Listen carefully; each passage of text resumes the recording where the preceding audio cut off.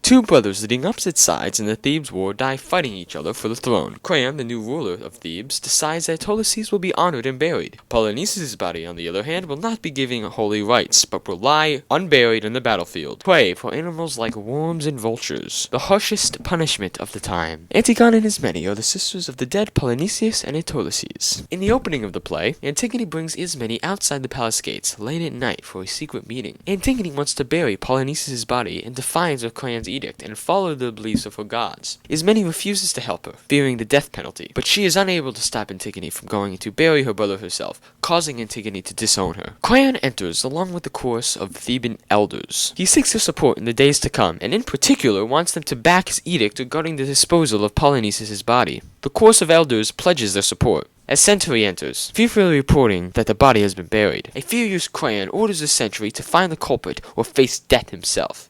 The sentry leaves, and the chorus sings about honoring the gods, but after a short absence, he returns, bringing Antigone with him. The sentry explains that the watchmen exhumed Polynices' body, and they caught Antigone as she buried him again. Creon questions her after sending the sentry off, and she does not deny what she has done. She argues unflinchingly with Creon about the morality of the edict and the morality of her actions, and the laws of the state versus the laws of her gods. Creon becomes furious, and thinking Ismene must have known of Antigone's plan, Ismene tries to confess falsely to the crime, wishing to die alongside her sister, but Antigone will not have it. Creon orders that the two women will be temporarily imprisoned. Haman, Creon's son, enters to pledge his allegiance to the father, even though he is engaged to Antigone. He initially seems willing to forsake Antigone, but when Haman daringly tries to persuade his father to spare Antigone, claiming that under cover of darkness the city mourns with the girl, the discussion deteriorates, and the two men soon bitterly insulting each other, vowing never to see Creon again. Creon decides to spare Ismene, and to bury Antigone alive in a cave. She is brought out of the house and defends her actions for one last time. She is taken away to her living tomb, with the chorus expressing great sorrow for what is going to happen to her. Tiresias, the blind prophet, enters.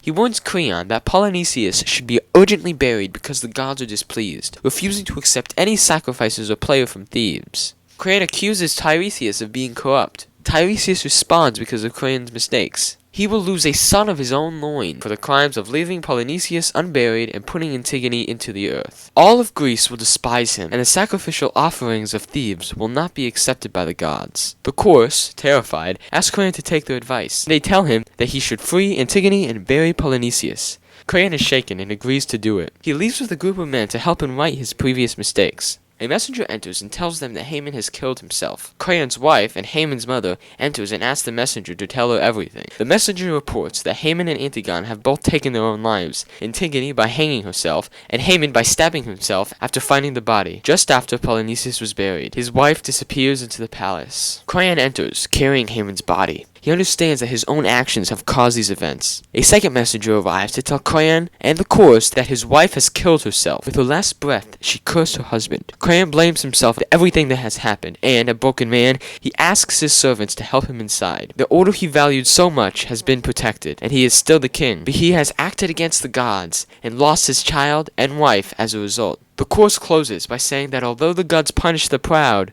punishment brings wisdom.